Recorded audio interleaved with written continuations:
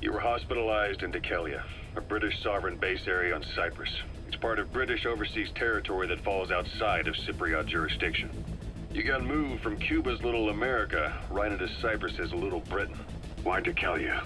The UK and the US remain close allies. The last place Cypher would think to look for you is inside their own system. That's what kept you safe in British military hospital for 9 years. The safest place from a whale is inside its own belly. You were a regular Geppetto. Well, it wasn't Pinocchio who led me out to safety. So who was that guy? Cypher went so far as to attack British territory, burning their own ally. That's how badly they wanted you dead. He said I was in a British military hospital. But the doctor had a Greek accent. They hire locally. Easier to trust them. Dikelia is also home to Greek Cypriots, after all. What about the Turks? They haven't returned to the south. Not yet. The Cyprus dispute is still a long way from resolved. The country is just as split as it was in '74. Turkish Cypriots in the north, Greek Cypriots in the south. Between them, the Green Line, the UN established. And Dikelia sits right on top of it. It does. Part of the buffer zone between the two groups. Another reason it was the perfect place to hide you. Easy to spot any outsiders snooping around. So how do things stand? Now, last year, the Turks declared that the Turkish Republic of Northern Cyprus is an independent state, though it's only Turkey that recognizes it. In the past, the Greeks and Turks lived side by side in the same villages. There are reasons to fight. Those came from the outside. Greece, Turkey, Britain, America, they all have their own stake in pitting the two sides against each other. But once you spark something like this, it's impossible to control. Both sides build up grudges like debt, without the foresight to see that each act of revenge just fans the flames. And then it's too late for other nations to rush in with peace talks. The embers keep on smoldering. Each nation's arrogance only breeds anarchy. The world is paralyzed by this hunger for revenge. Cyprus is no different.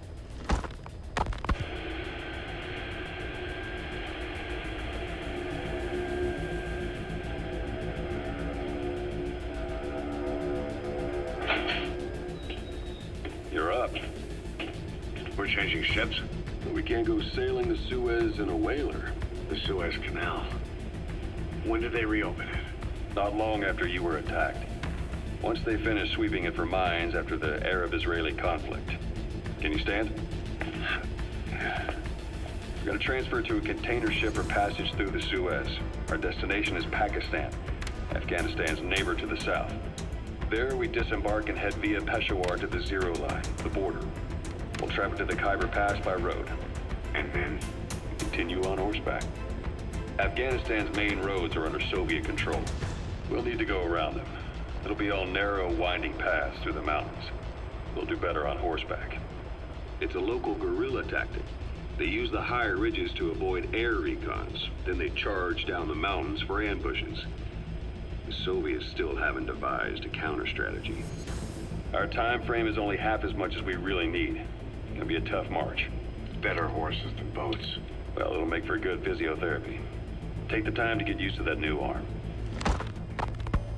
While the Soviets have indicated they are not participating in the Los Angeles Olympics, primarily because the United States has made no attempt to guarantee the safety of the Soviet Union's athletes, the United States is increasingly demonstrating the belief that the issue has nothing to do with its preparations, and in fact this is retaliation for the Western nations' boycott of the previous Moscow Olympics.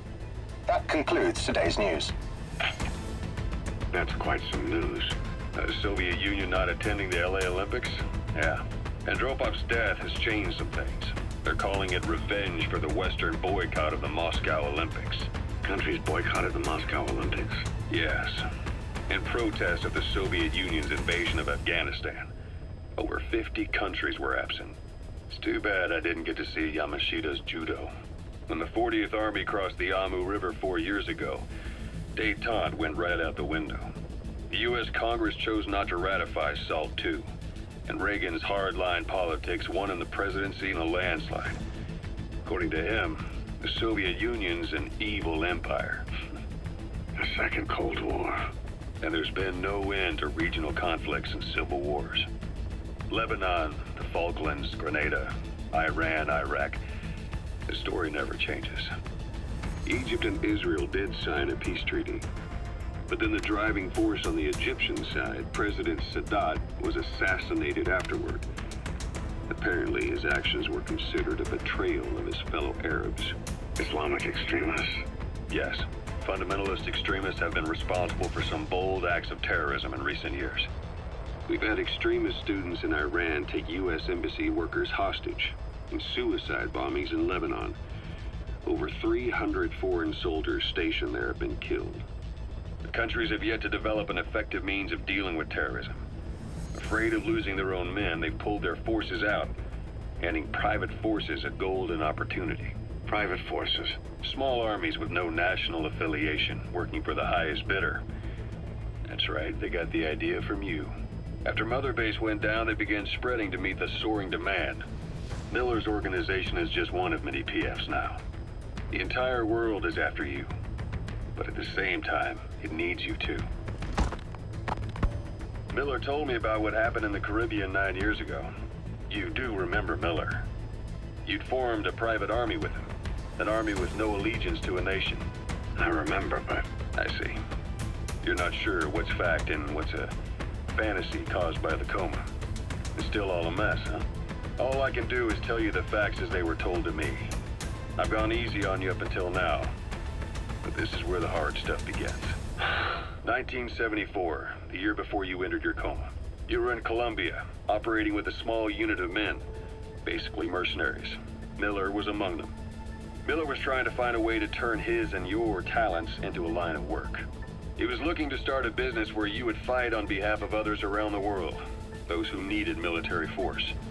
But the reality was, at that time, you didn't have enough gear to equip your own men. Then Miller came across this client. It was a huge job he was offering, but you had a shot at pulling it off. You accepted it and headed into Costa Rica. The client even threw in an offshore facility in the Caribbean. The Mother Base, that would be your new base of operations. Miller sure did have a head for business. As your mission went on, your unit grew and grew. More weapons, more money. Before you knew it, you were commanding 300 men. As the organization got bigger, your military powers swelled to match. It got so the international community couldn't afford to ignore you. You were just too damn successful for your own good. You, your men, had worn out your welcome. Everyone was out for you. East, West, First World, Third. It was only a matter of time before someone took you down. And that was XOF. Officially, they're an anti-terror unit under the CIA. In reality, they're Cypher's private strike force. They lured you to Cuba using Chico, the Nicaraguan revolutionary kid, and Paz, a mole who worked for Cypher as bait. While you were gone, XOF, posing as a nuclear inspection team, stormed Mother Base. At the same time, C4 they placed on the strut legs went off. The whole thing went down in minutes. XOF. Kisses and hugs followed by a big FU. All because of Miller's blind spot. A back door into Mother Base no one suspected. You remember a certain scientist. Huey was responsible for bringing the inspection team on board, giving the enemy a perfect opportunity to hit you at home. You were returning from Cuba when it happened. Mother Base came damn close to taking you with it into the Caribbean. Those of your men out on assignment returned right away. They refused to believe the wreckage in the water they found was Mother Base. But they checked the coordinates again and again, until reality finally settled in. You were supposed to die that day. That was XOF's primary objective. As far as most folks know, you did. The first doctor to see you wasn't even sure what he was looking at. Before they'd even finished operating, your men moved you to that hospital in Cyprus. It was a woman named Eva who arranged that. Rings a bell, huh? Most men in your condition would have been written off right from the start. But you survived. You went straight down to hell, and they pulled you out. Your eye wide open. Full of venom. The days of naked Snake are long gone. Welcome back, Venom Snake. This world still needs you. Here, Snake, try this on. A prosthetic arm. Yeah, Miller was calling it the arm that wasn't there. The physiotherapy's going well.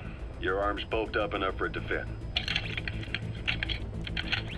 There. Perfect. A little time with it, and it'll work better than the real thing. What do you think? I can still feel my real arm. Well, you better get used to this one quick. You have any pain? Every now and then. Where? My fingertips. My left fingertips. Sounds like phantom pain. Your brain still remembers your old hand. Yeah. What about your vision? Can you see okay? Yeah, at the moment. Now, the shrapnel in your skull is pressing on your optic nerve. I'm told any hard impact could have an effect on your visual cortex. Yeah, the doctor mentioned that. Your brain might process visual information incorrectly. In other words, you could have hallucinations. You might see things that aren't there, or not see things as they really are. You experience any of that? I think so. When? Right after I wake up. Colors look faded. Colors, huh? Well, that's not a major concern in and of itself, but it could mean the difference between life and death in the field. You'll need to watch out for that. I will. All right. You should continue your physio. We'll be arriving soon. It's the last chance you'll get.